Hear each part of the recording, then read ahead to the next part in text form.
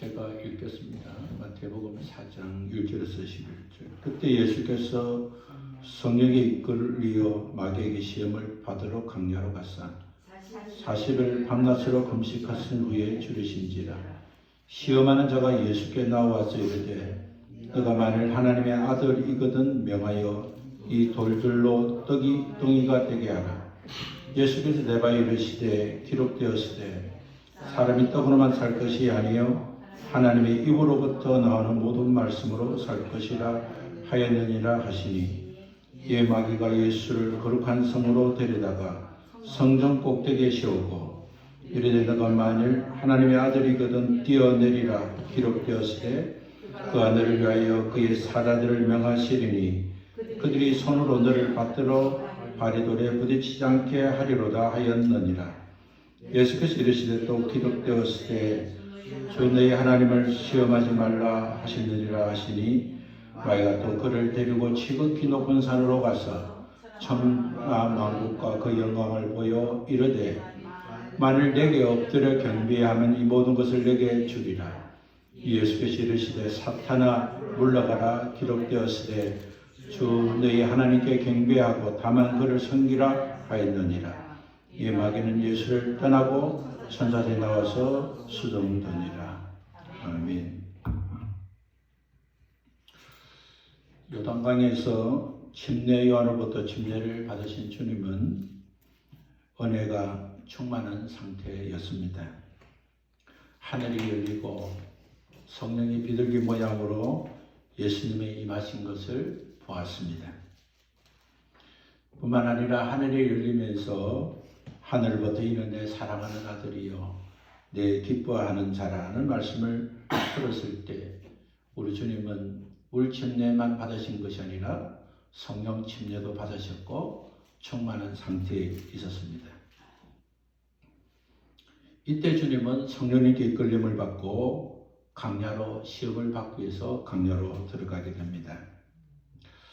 마가복음과 누가복음에서도 예수님께서 강야로 가신 것은 성령님께서 인도하셨기 때문인 것을 분명하게 기록하고 있습니다. 이러한 사실은 예수님께서 시험을 받으신 것은 우연이나 갑자기 일어난 사건이 아니라 하나님의 섭리 가운데 성령님의 인도하심으로 이루어진 사실을 기록하고 있는 것입니다.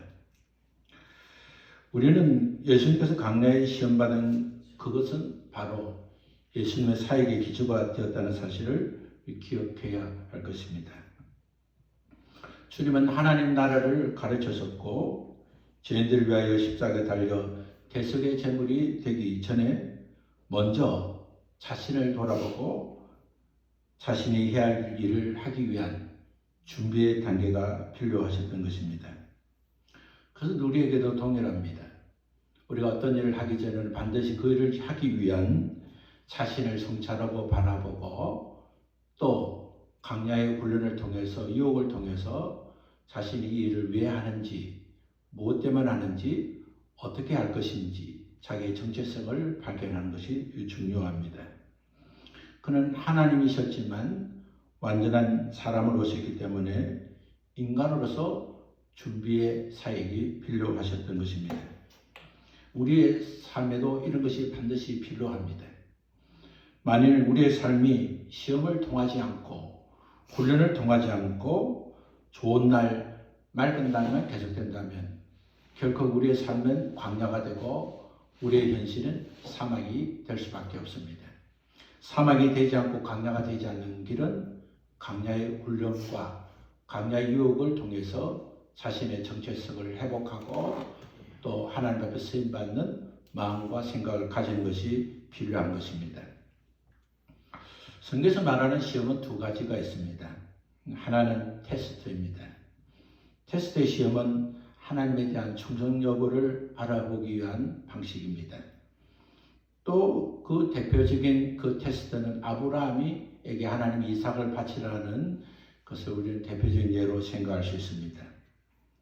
하나님께서 아브라함을 통해서 그의 아들 이삭을 하나님께 바치라는 말씀을 듣고 그가 자식을 그토록 사랑하지만 하나님의 말씀을 듣고 순종하는 하나님 향한 사랑이 얼마나 지극한 것을 시험하는 테스트를 통해서 하나님 사랑을 나타나고 증언할 수 있게 되었습니다. 두 번째 시험은 템테이션입니다. 그것은 다른 말로 하면 유혹인 것입니다. 하나님의 백성을 죄로 이끌기 위한 사탄을 통해서 나타나는 유혹이 바로 시험이 되는 것입니다. 그 대표적인 예가 오늘의 본문입니다. 하나님에 의한 시험의 성격이 주로 시련으로 나타나고 또 사단에 의한 시험은 유혹으로 나타납니다. 하나님 우리에게 시련을 통해서 또는 유혹을 통해서 우리에게 하나님 주신 사랑을 알게 하고 하나님 주신 뜻을 분별할 수 있게 하는 것입니다. 우리가 어떤 것이 테스트고 어떤 것이 템테이션인지를 구별하기는 쉽지 않습니다. 왜냐하면 하나님은 이 두 가지를 하나님의 허락하에서 진행되어지게 하시고 하나님의 허락하에서 주어지는 모든 시험이기 때문에 또 이 시험의 궁극적인 목적은 성도들의 순종 여부를 통해서 그들을 연단시키고 훈련시켜서 하나님께서 복을 주시게 한 방법이기 때문에 우리 두 가지를 그렇게 면밀하게 구별할 필요는 없는 것입니다. 인류의 조상은 아담입니다. 아담은 사탄의 유혹을 이기지 못했습니다. 그는 사단의 음성을 듣고 그는 하나님이 금하신 선악과를 먹게 되므로 모든 인간에게 죄의 길로 인도하는 사람이 되었습니다. 그러나 두 번째 아담으로 오신 주님은 사단의 유혹을 물리치시고 하나님께 온전히 순종함으로써 성도들에게 구원의 근거를 주셨고 성도들에게 승리의 가능성이 있음을 보여주셨습니다. 주님께서 시험 받으신 그 시험의 시작은 40일간의 금식과 깊은 관련이 있습니다. 성경에 40일에 대한 기록들이 많습니다. 창세기 7장 12절에 보면 노아 홍수 때 40일 동안 밤낮으로 비가 내렸음을 기록하고 있습니다. 출애굽기 24장 18절에 보면 모세가 시내산에서 40일 머물렀음을 기록하고 있습니다. 뿐만 아니라 열왕기상 19장 8절에는 엘리야가 광야에서 40일 동안 있었음을 기록하고 있습니다. 이처럼 40일이라는 숫자는 이스라엘 역사와 깊은 관련이 있습니다. 이러한 역사적 사실을 추론하여 40일을 준비하는 기간 혹은 인내의 완성의 기간으로 우리는 이해할 수 있습니다. 예수님은 40일 동안 아무것도 잡수시지 아니하시고 금식하신 후에 몹시 배고프고 주린 상태에서 시험이 시작되었습니다. 인간의 믿음으로 살 수 있는 것은 또 믿음으로 살기 위해서는 육신의 문제를 해결할 수 있는 육신의 문제로 인하여 닥치는 유혹을 이길 수 있어야 하는 것입니다. 예수님에 대한 시험의 첫 번째는 당면한 육신의 문제였습니다. 예수님에 대한 세 가지 시험이 있었는데 이 가운데 첫째와 두 번째의 시험은 모두가 만일 하나님의 아들이거든 하는 가정이 포함되어 있습니다. 이는 사탄의 목표는 하나님 뜻에 대한 예수님의 충성을 꺾어서 예수님을 하여금 하나님의 아들로서 메시아의 사역을 할 것이 아니라 우선 자신에게 주어진 일부터 시작해가는 하나님의 사역의 순서를 번복하게 하고 어긋나게 하고 잘못된 길로 인도하게 한 유혹이었습니다. 인류를 대속하기 위한 대속의 사역을 위해서는 자신의 당면한 배고픔의 문제가 아니라 하나님이 원하시는 기뻐한 뜻을 먼저 선택해야 할 수 있는 상황 속에서 사탄은 예수 그리스도를 유혹함으로 자신의 문제를 먼저 할 것을 시험하게 된 것입니다. 예수님은 지금 어떤 상태입니까? 은혜가 충만한 상태입니다. 그는 침례 요한으로부터 물로 침례를 받았고 그는 성령님이 비둘기 모양으로 임하여 가운데 그는 성령의 충만함을 받고 그는 하늘로부터 살아난 자요 기뻐하는 자라고 인정을 받아서 그는 능력과 권세와 권능에 충만한 상태였습니다.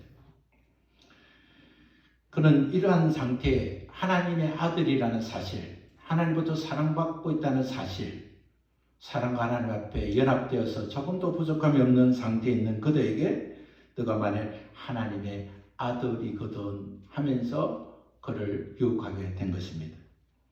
그는 분명 하나님의 아들이었습니다. 그는 스스로 하나님의 아들이라고 말하지 않고 예수님의 사역의 시작에는 하늘이 열리고 하늘로부터 예수 그리스도가 바로 하나님의 아들이고 기뻐하는 자라는 음성을 들었습니다. 그는 이러한 상태에서 너가 하나님의 아들이거든 정말 아들인지를 한번 시험해 보라는 유혹을 했습니다. 그 시험의 시작은 배고픔의 문제를 해결하는 것이었습니다. 예수는 40일 동안의 금식을 마친 후에 굶주리고 지쳐있을 때 마귀는 너가 만약 하나님의 아들이든 명하여 돌들이 떡덩이가 되게 하라고 말했습니다. 이것은 마귀가 예수님에게 너에게 주어진 그 영적 능력으로 육신의 문제를 먼저 해결할 수 있어야 하지 않겠냐는 유혹이 시작된 것입니다. 오늘 이 시대에 하나님으로 받은 능력을 가지고 그가 하나님의 말씀을 잘 전하는 설교의 능력으로 병든 자를 치료하는 치유의 능력으로 또 하나님 주신 각자 은사와 능력으로 배고픔의 문제를 해결할 뿐만 아니라 재산과 사리와 사욕에 치이는 유혹에 넘어지지 못하는 일들이 있지 않아야 될 것을 우리에게 말씀해 주고 있는 것입니다. 오늘 하나님께 받은 능력으로 또 하나님께 주어진 우리가 재능으로 일대시 일을 하고 우리가 하는 모든 일들 가운데 그것을 통해서 자신의 사역을 채우고 자신의 배고픔을 해결할 뿐만 아니라 자신의 영원한 육적인 양식을 사는 일에 급급한다면 우리는 하나님 주어진 사역과 하나님 주신 능력과 또 은사를 우리는 외면하게 되는 것입니다. 한 조각의 빵을 위해서 사실은 헌신하는 자가 아니라 하나님 주신 그 삶을 위해서 헌신할 수 있는 마음의 태도를 갖는 것이 중요한 것입니다. 사탄은 물질로 우리를 유혹할 때가 많이 있습니다. 무엇보다도 어려운 배고픔이 있을 때 넉넉하라고 하시는 것이 아니지 않느냐. 당장의 어려움은 해결해야 되는 것이 아닌 것 아닌가 하는 그 유혹은 누구나 물리칠 수 없는 어려운 상황이 되는 것입니다. 오늘 주님은 40일을 금식하셨고 주님은 줄이시고 배고픈 상태에 있었습니다. 무엇보다도 자신은 하나님의 아들이시고 하나님께 받은 능력이 있고 자신의 원하기만 돌들을 변하여 떡덩이가 되게 하는 실력을 갖고 능력을 가진 것을 알 수 있었고 알고 있었습니다. 그럴 때 정말 너가 하나님의 아들이 맞다면 정말 하나님의 아들인 것을 인정한다면 돌을 떡덩이로 변할 수 있는 실력을 통해서 능력을 통해서 배고픈 문제를 해결해야 할 것이 아니냐는 마귀의 유혹은 어쩌면 정당할 수 있는 유혹이었습니다. 주님은 마귀의 유혹 앞에 기록된 말씀을 통해서 거절했습니다. 신명기 8장 3절의 말씀을 주님이 말씀하시면서 사람이 떡으로만 살 것이 아니요 하나님 입에서 나오는 모든 말씀으로 살 것이라고 말씀했습니다. 주님의 마귀의 유혹에 말려들지 아니하고 돌을 빵으로 만들지 않았습니다. 주님은 하나님 말씀을 또 하나님을 받은 능력을 자신의 육적인 문제를 해결하는 데 사용하지 않았습니다. 오늘 주님은 사람은 하나님의 말씀으로만 사는 것은 아니지만 그러나 하나님의 말씀이 우선해야 될 것을 그는 분명하게 대응하고 말씀했습니다. 우리의 삶 속에 우리는 떡이 필요합니다. 우리의 육신의 문제를 해결할 것이 필요합니다. 그러나 주님은 먼저 그의 나라와 의를 구하라고 했습니다. 그리하면 더하여 주신다고 약속해 주었습니다. 우리의 삶의 태도, 믿음으로 사는 것, 하나님의 축복과 은혜를 누리고 사는 것은 삶의 순위를 바르게 하는 것입니다. 예수님이 겪었던 첫 번째 유혹은 삶의 질서를 바꾸는 것이었습니다. 우선의 문제부터 해결하는 것이 하나님의 자녀의 능력인 것처럼 유혹했습니다. 예수님은 하나님 주신 능력을 자신의 문제를 해결하는 일에 사용하지 않고 주님의 일을 행하는 일에 사용해야 한다는 것을 그는 선언하였고 그 마음과 태도와 방식으로 시험을 이겼었습니다. 마귀는 예수님을 거룩한 성 예루살렘 성으로 데려다가 성전 꼭대기에 세우고 말씀으로 말씀으로 유혹했습니다. 너가 만일 하나님의 아들이면 뛰어내리라 하는 근거를 기록된 하나님의 말씀을 통해서 유혹하게 된 것입니다. 마귀가 예수님께 유혹해서 너가 하나님의 아들이거든 그 능력으로 돌들을 맹해서 떡이 되게 하라는 말씀 유혹을 하실 때 예수님 말씀으로 대처하는 것을 보고 이제는 기록된 하나님의 말씀을 통해서 예수님을 미혹하게 된 것입니다. 오늘 사탄이 사용한 말씀은 시편 91편 11절과 12절에 기록된 말씀입니다. 사탄은 신명기 8장 3절 말씀을 통해서 거절한 것을 듣고 그는 시편 91편 11절과 12절 말씀을 제시하면서 그가 너를 위하여 그의 사자들을 명하리니 그들이 손으로 너를 받들어 발이 돌에 부딪히지 않게 하시리라고 기록된 말씀을 이렇게 정언하면서 이거 하나님의 아들이거든 뛰어내리면 하나님의 말씀대로 발이 돌에 부딪히지 않고 보호되고 안전하게 내려올 수 있지 않느냐 말씀을 믿는다면 기록된 말씀이 그렇게 되어 있으니 기록된 말씀을 믿고 성경 꼭대기에서 한번 뛰어보라고 제안한 것입니다. 주님은 첫 번째 시험이고 두 번째 시험을 당했을 때도 하나님 말씀으로 대처했습니다. 그런데 오늘 성경은 이렇게 먼저 기록하고 있습니다. 또 기록되었으되 사탄이 하나님 말씀을 가지고 뛰어낼 것을 유혹할 때 말씀을 바르게 해석해야 될 사항들을 설명하면서 유혹을 이기신 것입니다. 말씀은 또 기록되었다는 말씀을 바르게 해석해야 된다는 사실을 전해준 것입니다. 또 기록되었을 때 주 너희 하나님을 시험하지 말라는 신명기 6장 16절의 말씀으로 대처한 것입니다. 예수님은 사탄의 기록된 말씀으로 유혹할 때 그 말씀을 부인하지 않았습니다. 그 말씀에 대한 새로운 해석을 하지 않았습니다. 예수님이 그 말씀을 인정하고 사탄의 말씀을 잘못 인정하였음을 지적하면서 바르게 해석하는 모범을 보여주셨습니다. 성전 꼭대기에서 내리는 것은 하나님의 보호하심을 기대하며 하나님을 시험한다는 것입니다. 하나님의 거룩한 섭리를 만유리 여기는 것입니다. 하나님의 이용과 시험 가운데 빠진 하나님의 백성을 도와주겠다는 약속을 악용해서 고의적으로 하나님이 시험하는 것은 하나님을 만유리 여기는 것입니다. 사람들은 이처럼 하나님의 말씀을 왜곡되게 해석합니다. 하나님의 말씀을 읽으면서 하나님께서 이런 말씀을 하지 않았느냐고 악한 일에 고의적으로 사용합니다. 하나님께서 이렇게 하지 않느냐 저렇게 하지 않느냐고 자기 유익한 대로 해석하는 경우가 많습니다. 오늘 사탄은 주님을 유혹하기 위해서 하나님의 기록된 말씀을 왜곡되게 유혹에 빠지도록 해석을 했습니다. 성경을 읽어보면 믿는 자들에게 자기 방식으로 해석하고 이해하면 어려운 일들이 많은 것을 발견해야 됩니다. 마가복음 16장 17절과 18절의 말씀을 보면 믿는 자들은 이런 표적이 따르느니 곧 저희가 내 이름으로 귀신을 쫓아내고 새 방언을 말하며 뱀을 잡으며 무슨 독을 마실지라도 해를 받지 아니한다는 말씀이 있습니다. 어떤 목회자는 청산가루를 준비해두고 정말 믿음이 있으면 한번 마셔봐라. 이것을 마실 때에 하나님이 구해주시는 믿음이 있는 것이고 그렇지 않으면 믿음이 없는 것이라고 말을 들을 때 마셔서 죽는 사건을 통해서 목회자가 구속되는 사건들이 있었습니다. 한국에 이러한 사건이 없지만 유사한 사건이 많습니다. 자기의 자녀가 죽었고 또 교회 성도가 다치고 또 여러 가지 어려움이 있을 때 하나님 말씀을 만유리 여기고 그 말씀을 실험하기 위해서 다른 방식, 자기 방식을 주장하고 사용해서 더 하나님 뜻을 어긋나게 하고 신앙의 길을 막는 경우가 많습니다. 어떤 사람이 이 말씀을 믿고 화물병을 잡다가 물려서 죽게 되었습니다. 이 말씀은 이런 말씀이 아니죠.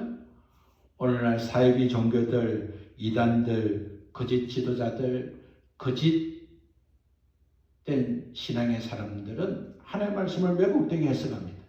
또 하나님의 말씀을 시험하는 목적으로 사용합니다. 하나님이 대한 믿음을 시험하기 위해서 하는 것은 하나님이 주신 말씀을 만유리 여기는 것입니다. 우리 주님이 당하셨던 세 번째 시험은 영적이고 종교적인 시험입니다. 첫 번째 시험은 육신적인 시험이라고 한다면, 두 번째는 명예에 대한 시험이고, 세 번째는 바로 신앙에 대한 시험이 될 수 있습니다. 사탄의 시험은 부분적인 시험이 아니라 삶의 전반부를 시험하는 시험인 것입니다. 주님은 사탄이 이끌어주는 대로 할 수 없이 따라간 것이 아니라 주님은 사탄의 유혹을 이겨서 모든 성도들에게 사탄의 시험을 이길 수 있다는 근거를 마련해 주시고 이길 수 있는 가능성을 주시기 위해서 사탄이 이끄는 대로 주님은 높은 산으로 올라갔습니다. 사탄은 높은 산으로 예수님을 인도하셨고 그저 천하만국과 그 영광을 보여주면서 내게 엎드려 경배하면 이 모든 것을 주리라고 유혹을 했습니다. 성경에 기록된 높은 산 어딘가에 관심을 갖는 자들이 많습니다. 팔레스타인에서 가장 높은 곳은 헬몬산입니다. 헬몬산은 2814m가 되기 때문에 헬몬산일 거다 이렇게 생각하는 사람도 있고, 또 어떤 사람은 모세가 임종전에 약속의 땅을 보았던 느보산이라고 생각하는 사람도 있습니다. 그러나 어떤 산에 올라가든지 천하만국과 그 영광을 볼 수 있는 산은 없습니다. 예수님은 팔레스타인의 어떤 산에 올라가셨고 거기서서 육적인 눈으로 열어준 것이 아니라 영적인 눈을 열어줘서 세상 만국과 그 영광을 보게 하셨음을 우리는 알 수 있습니다. 통치권이 미치는 영역을 보게 하신 것입니다. 악한 사탄이 세상에서 거짓의 아비가 되어서 세상을 악한 것으로 거짓으로 다스리는 영역을 보여주면서 이 영역을 탈환하고 회복하기 위해서 주님이 오셨기 때문에 어려운 방식으로, 힘든 방식으로, 하나님이 주신 섭리의 방식대로 십자가에 죽고 고통당하시는 방법으로 그 일을 이룰 것이 아니라 간단한 방식으로 마귀에게, 사탄에게 경배하면 모든 것을 주겠다고 유혹했습니다. 우리는 쉬운 길과 어려운 길을 선택할 때 우리는 쉬운 길만 선택해서는 안 됩니다. 하나님 주신 쉬운 길이 있지만 어쩌면 어려운 길이 하나님 주신 길이 되기도 합니다. 인생을 살면서 우리는 좁은 길만 갈 수는 없습니다. 하나님께서 우리에게 대로를 넓혀줄 때도 있습니다. 그러나 신앙으로 가게 될 때 넓은 길과 좁은 길이 있을 때 좁은 길을 선택할 수 있는 신앙의 길을 걷는 신앙의 사람이 되어야 하는 것입니다. 사탄은 감당할 수 있는 어려운 것을 택하지 말고 쉽게 감당할 수 있는 쉬운 길을 선택할 것을 선택하게 했습니다. 사탄은 결국 감당해야 될 십자가의 형국과 또 하나님의 나라를 건설하기 위해서 여러 가지 방해와 어려움을 극복하고 살기보다는 쉽고 찬란하고 아름다운 영광을 얻을 수 있는 길이 있는데 그것은 자신 앞에 경배하면 이루어진다는 쉬운 방법을 제시해 준 것입니다. 주님은 둘째 시험은 말씀으로 물려쳤지만 세 번째 시험은 아주 강렬하게 대응하셨습니다. 그것은 바로 신명기 6장 13절의 말씀을 인용하면서 경배와 찬양을 받으실 분은 오직 하나님 한 분밖에 없음을 예수님은 말씀하셨고 사탄을 떠나게 했습니다. 오늘 주님이 당하신 시험은 육신의 정욕, 안목의 정욕, 이생의 자랑이었습니다. 우리의 인생을 살면서 우리가 겪어지는 시험들은 다 동일한 것입니다. 육신적으로 겪게 되는 문제를 해결할 뿐만 아니라 또 육신적으로 더 안전하고 더 넉넉하고 더 풍성해지려는 욕심 때문에 우리는 미혹과 유혹에서 넘어질 때가 많습니다. 우리는 안목의 정욕에 빠져서 보는 것을 갖고 싶어하고 다른 사람 볼 때에 인정받고 존경받고 싶어하는 생각 때문에 미혹과 유혹에 빠질 때가 있습니다. 하나님 보시기에 내가 어떤 사람이 아니라 다른 사람 보기에 내가 누구이고 어떻게 보였냐에 관심을 갖고 우리는 안목의 정욕에 빠질 때가 많습니다. 뿐만 아니라 자랑이 되기 위해서 하나님 앞에 바른 신앙의 사람이 아니라 이생의 자랑으로 신앙을 만들고 교회를 선택하고 신앙의 삶을 사는 것이 마치 신앙인 것처럼 그런 미혹에 빠질 수가 있습니다. 예수님은 육신의 정욕과 안목의 정욕과 이생의 자랑에 해당되는 세 가지 시험에 승리하셨습니다.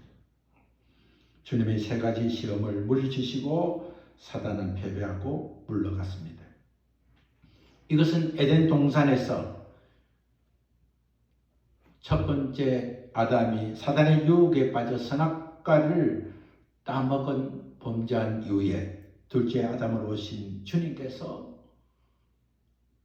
그 어떤 유혹에도 말씀으로 믿음으로 대처하시고 승리하신 모범을 보여서 우리에게 말씀으로 바로 살면 믿음으로 바로 살면 승리하신 주님을 주님으로 모시고 살면 유혹과 미혹에서 이길 수 있고 또 이거 승리하게 된다는 사실을 주님의 사역의 시작에 보여주시고 알려주시고 승리하게 된 것입니다. 주님은 우리에게 주신 그 축복과 시험의 여러 가지 단계들을 우리에게 다시 말씀해 주고 있습니다. 누가복음 4장 13절에는 마귀는 얼마 동안 떠났다고 기록하고 있습니다. 오늘 마태복음은 사단이 떠나고 천사가 경배를 하고 수종을 들었음을 기록하지만 누가복음 13절에는 마귀가 떠난 것은 잠시였다고 기록하고 있습니다. 오늘 우리에게 동일한 유혹과 시험은 한번 이김으로써 끝나는 것이 아니라 계속해서 우리에게는 시험이 우리를 미혹하고 유혹하게 된다는 사실을 반증해 주고 있는 것입니다. 사단은 주님께서 처음으로 순환을 예고했을 때 베드로를 통해서 그리하지 마옵소서 하고 유혹했습니다. 우리 주님이 다른 것을 가르칠 때는 괜찮았지만 우리 주님이 마태복음 16장에서 예수님에 대한 바른 고백을 들고 주는 그리스도시요 살아계신 하나님의 아들이라고 고백한 베드로가 에게 이제 주님이 많은 순환을 겪게 되고 죽으시고 부활한 사실을 전했을 때 주님 순환을 당하시면 안 됩니다. 주님의 순환을 거부하고 그리하지 말라고 했을 때 주님은 사탄아 물러가라고 말씀했습니다. 사탄은 언제나 주님의 순환이 있을 때, 주님의 고난이 있을 때, 어려움이 있을 때, 육신의 고통이 있을 때 그렇지 않도록 미혹을 하는 것입니다. 주님께서 십자가 달렸을 때도 강도를 통해서 너가 만일 하나님의 아들이거든 그 십자가에서 내려오라는 미혹을 받게 됩니다. 사단은 언제나 고난의 자리에서 너가 만일 하나님의 아들이거든 너가 하나님께 그런 영역을 받았더라면 너가 정말 하나님의 자녀의 권세가 있다면 너가 정말 믿음으로 산다면 하나님께서 너에게 그렇게 해주실 테니 너는 그렇게 해라는 미혹을 통해서 오히려 하나님의 아들로 사는 것이 아니라 사탄의 자녀로서 거짓의 아들로서 실패의 자녀로서 살게 하는 것입니다. 오늘 우리에게 여전히 찾아오는 미혹이 있습니다. 오늘 우리의 삶의 문제, 오늘 우리의 명예의 문제, 오늘 우리의 신앙의 문제가 막다르실 때 사탄은 거침없이 우리를 유혹하게 되는 것입니다. 주님은 생애 전체를 통해서 끊임없이 구역 속 사역을 방해하는 사탄의 미혹 아래 있었습니다. 그때마다 주님은 단호히 물리쳐 주셨고 그럴 때마다 주님은 우리의 주님 되심을 증언하여 주셨고 우리에게 나타나 주셨습니다. 오늘 마태복음 4장 11절에 우리 주님이 악한 세력을 물리쳤을 때 천사를 보내셔서 영육간에 힘을 내도록 역사해 주셨습니다.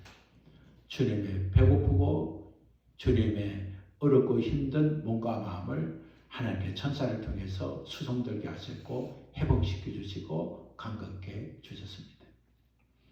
우리의 인생을 살 동안 우리는 삶의 문제에 대처하는 것은 기록된 하나님의 말씀을 통해서 하나님을 전적 믿는 믿음을 통해서 주님이 함께 하시면 능치 못할 일이 없는 믿음과 그 믿음은 자기주의 해석이 아니라 하나님 주신 본연의 해석을 통해서 우리는 대치하고 나아가고 전진해 나간다면 주님께서 주의 사자를 보내시고 천사를 보내시고 도울 자를 보내셔서 우리의 영육간의 약함과 연약함을 도와주시고 함께 주실 것입니다. 강야의 유혹은 사랑하는 자에게 주시는 하나님의 선물입니다. 오늘 우리가 하나님의 사랑을 입었다면 오늘 우리에겐 유혹이 있습니다. 하나님의 사랑을 받고 사는 믿음의 사람이라면 우리는 유혹을 받을 때마다 또 유혹의 현실 앞에 설 때마다 하나님 말씀을 붙들고 언제나 하나님께 감사하고 하나님의 뜻을 생각하고 당장 닥친 육신의 배고픔과 당장 먹고 싶은 정욕과 당장 누려야 될 그런 것이 아니라 장차 누리게 되고 또 누리게 하실 주님의 권능과 주님의 은혜를 바라보고 날마다 말씀과 믿음으로 승리하는 우리 모두 되시기를 바랍니다. 우리 함께 일어나셔서